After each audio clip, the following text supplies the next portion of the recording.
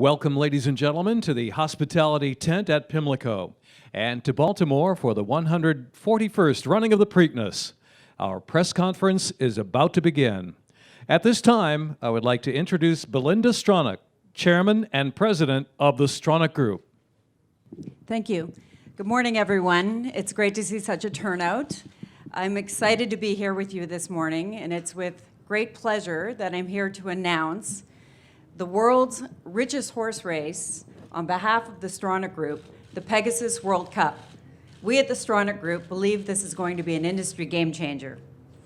The Pegasus World Cup, with a $12 million purse, will be the richest horse race in the world and will be taking place on January the 28th, 2017 at Gulfstream Park in Florida.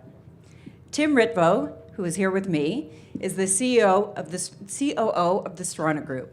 And to my left is Jack Wolf, who's not only the CEO of the Pegasus World Cup, but he's also a participant in the race with his Starlight Racing stable.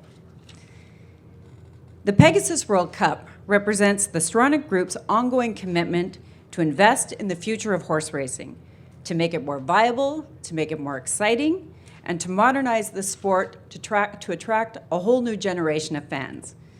So far, we've had incredible excitement and enthusiasm from some of the biggest names in horse racing. Paul Redham, who is here with us and is known now as the owner of Nyquist, has expressed interest in joining the Pegasus World Cup, along with Saul Kuman, the 2015 new owner of the year with Lady Eli and My Man Sam, and also the owner of Exaggerator. And we wish both Paul and Saul the best of luck on Saturday's Preakness race.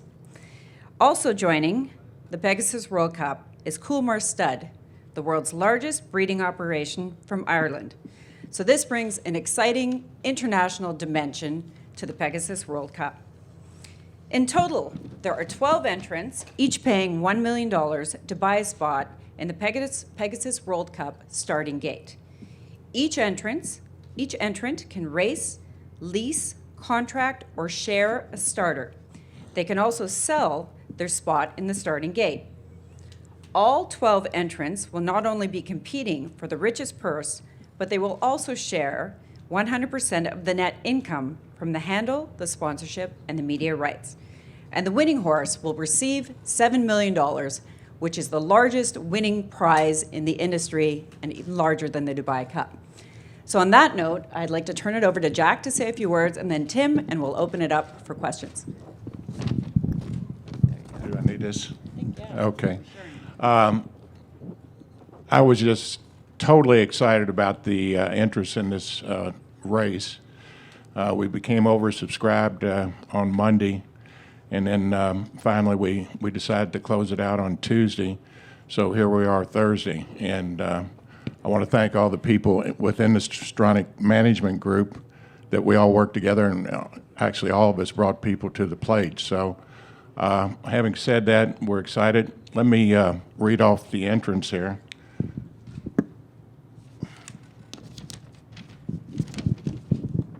In addition to the three that Belinda mentioned, we've got the California Chrome LLC with Frank Taylor and his group. We've got Jerry and Ronald Frankel. We've got Jim McInville from the Gallery Racing Stable. We've got, as already mentioned, Saul Kuman and James Cavello. We've got Starlight Pegasus Partners.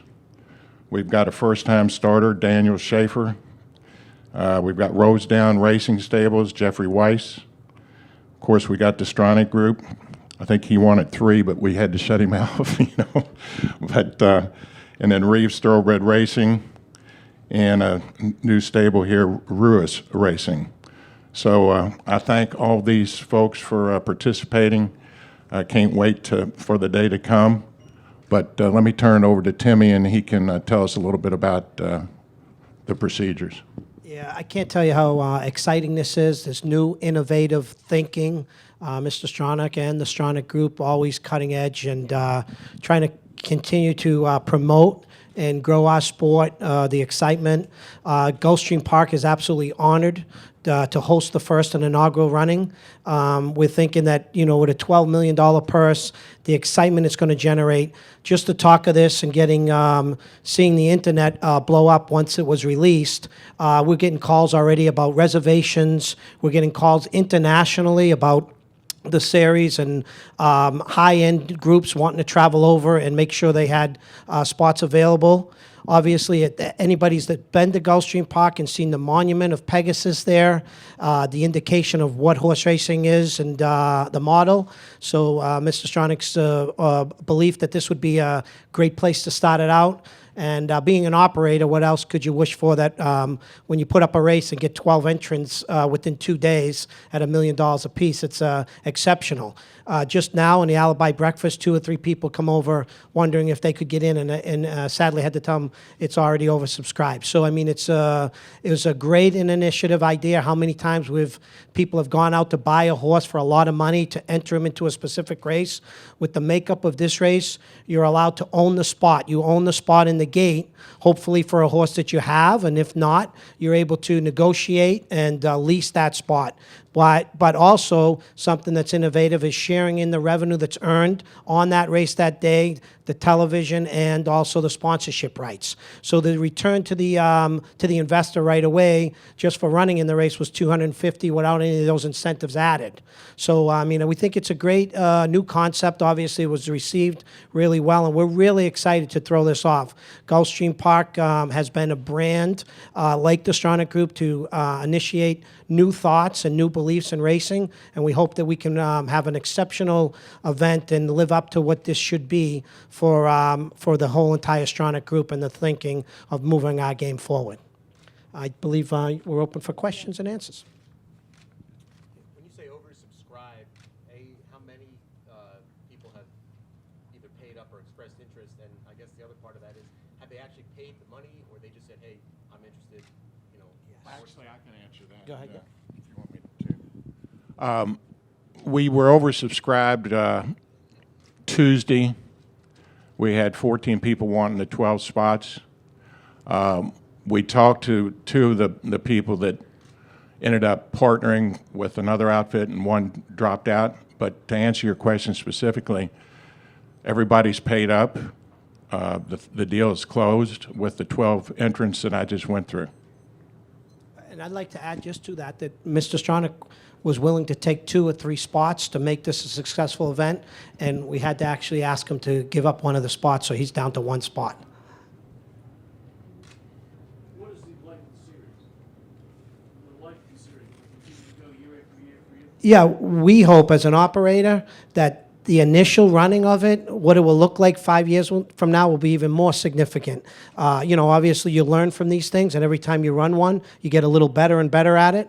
But the concept was just birthed, and hopefully, like everything else, like the Breeders' Cup and everything else, that year after year it gets better. And I think it's important to recognize that the placement of this race was not to be disruptive to any other successful series. It's in between the Breeders' Cup, the Dubai World Cup. It's also scheduled before the breeding season, so that if anybody wanted to still send their horses off to stud. So there was some thought process that went into this, so that we were very complimentary to already a great racing program that's out there. And also, the slot owners do have first right of refusal for the following year, which is important. Is there any concept that they need to stand in need or get it back and forth? Or You need to say anything.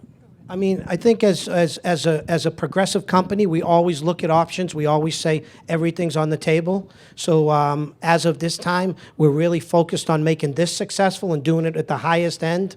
It's very important, and I think it's important that we see Belinda here today, because Belinda has always been there, but now she's getting more and more involved in this. So her thoughts and how we make these events more spectacular, more fair-friendly, more entertainment is very important to us. So we'll look at every option. But as Timmy said, our first goal is to make the one in January a great, great success. But we're totally open at looking at other venues that we have, and perhaps here in the state of Maryland, doing something similar, because we think it's an exciting new model, and we the interest that we're receiving shows that racing stakeholders are also extremely enthusiastic about it. Tim, you talked about the media rights. Who has expressed interest in broadcasting it, and would they actually pay to do it, or most of the time in racing, it's the tracks paying the networks the time for the... Right. Obviously, this brings a new breed of interest, being a new series. So we've already had some talks with some of the networks that we don't want to say, but there's some negotiating going on behind the scenes. And we think, obviously, like I said, the first year might be a tougher sell than the second or third year, depending on the success. I mean, the idea of the placement of the race is to draw the Breeders' Cup champion into the race and whoever else is developed at that time of the year. Plus, it gives the opportunity to those shareholders a right to sell their spot to top international horses too. You also have an idea about why this race would generate more handle than, say, if you made the Don Handicap $1 million or $1.5 million. Why would this race draw more handle than, say, that race? Well, we think we struggle today when we see races like $5 million in the Breeders' Cup and then $10 million in Dubai, and we kind of lose those horses in transition. Obviously, this opportunity where the shareholders not only get to run for purse money, but they also get to run for some of the profits. I mean, when you look at this from a perspective of the Stronach Group, it's more of an industry move to try to do something good for the industry, because we'll struggle at Gulfstream trying to sell, it's a smaller facility. We'll struggle making a lot of profit selling tickets there in comparison to, say, if we did it at Santa Anita. But the idea was this was the place it was birthed, and it's an industry initiative of branding and doing something out of the box. Speaking of tickets, could you talk a little bit about how they'll be scaled? Will it look like a Breeders' Cup kind of reserve seat packaging? What are the thought processes in terms of what it costs to attend?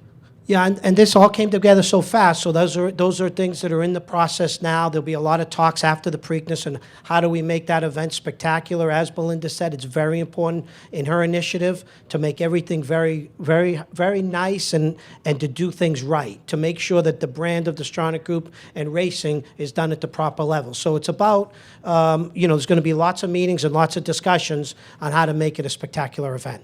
There's nothing set up now in terms of buying tickets, selling tickets, packages. Not as of yet. Yeah. Timmy, as this continues to evolve and continues to grow, is there ever any thought to potentially adding the same concept and running races for other divisions as well, outside of just that older horse classic division? Yeah, we've already had those kind of internal discussions, but I think, as Belinda said, we want to make sure this is as successful as possible the first year, but this could breathe a whole new way of racing is developed, and we will look at all those options. We're very open to that, and, success breeds more success, so that's the thing. Is there anything in the stipulations at all? Like if you have a spot and you don't have a horse and you lease it, do you have to disclose how much you lease it for, or do you become immediate partners with whoever you lease it to? Or As far as any of the structure of the deals or the lease, that would be between the person with the slot and who he's leasing the horse from, and that's the way it stands now. Unless Timmy, you got something to add to it? Yeah, no, I don't believe so. We've had it looked at from legal counsel, and then as long as the person's eligible to get licensed, obviously there'd be no hidden ownership. The person would have to declare that he was the owner of that spot that day. So those things have been looked at from a legal perspective already. Do you have any right of refusal in terms of the quality of the horse? If somebody entered a horse that you thought really wasn't of that level, do you have any right to say no? Yeah, we haven't, thought that out that far, but I can tell you in all of our races, we have always said the care and the legitimacy of a horse running in a race. We have no problem turning a horse down that doesn't qualify, and isn't, physically fit or right. So we would probably look at that like any other race as time goes by. This is a question for Belinda. There's been a lot of talk about the future of the Preakness. Would you like to see the race remain at Pimlico long term, or is that sort of an open question for you at this point? I think we're working with the industry and with the local community to decide what is best for the Preakness going forward. We want to make sure that it, remains in the state of Maryland. It's an awesome, outstanding race.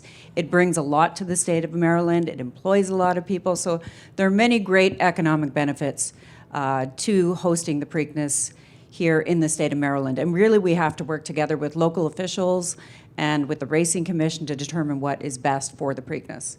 and for the Stronach Group. And, you know, I think what you're hearing is sort of an overall theme that we really want to modernize this sport. We are investing greatly in this sport. We want to attract new fans. We're thinking about new races to bring more enthusiasm to the sport. The Pegasus World Cup, as Timmy said, is really great for the industry as a whole to have the world's richest horse race. And as we said, we want to make sure we get this right, but then we're totally open to exploring other races sort of on a similar model, and perhaps one of those could be in the state of Maryland or elsewhere. Tim, can you talk about the thinking behind the weight allowance for the Pegasus World Cup when it comes to race day medication, and whether you've had any input or feedback on that decision? Yeah, we're talking about the 5 pounds less for non-Lasix horses. Yeah, as you know, I mean, it's no hidden that Mr. Stronach is against race day medication and has always been an advocate for that, to try to have the clean sport with an integrity level. So we thought that through the meetings we had, that a 5 pound allowance for non-Lasix horses was fair. We felt that if somebody was willing to experiment or try, you know, to run his horse without Lasix and didn't believe it, we believe it was an initiative pushing forward with our agenda to try to someday having a non-race day medication. Jack, is there any maybe thought behind, because the date seems to be so apropos that it's between the last playoff game in the NFL and the Super Bowl, that it's a perfect date where there's not really anything happening in sports. Is that a lucky coincidence, or did you guys think? We're not that smart, come on.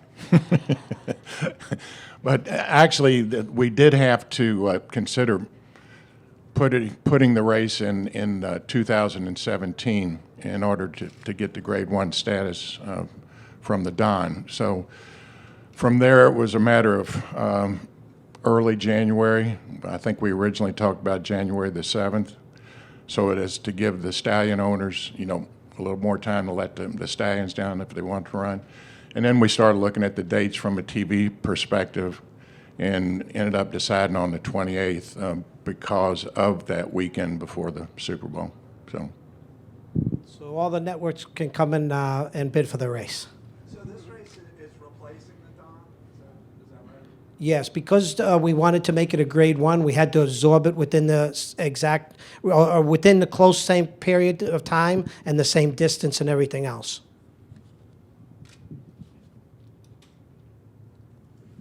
Okay. Well, I guess if there are no more questions, thank you all for coming, and we hope you enjoy the Preakness. It's going to be an awesome day, and again, good luck to you, Paul, and thank you for supporting the Pegasus World Cup. Yes.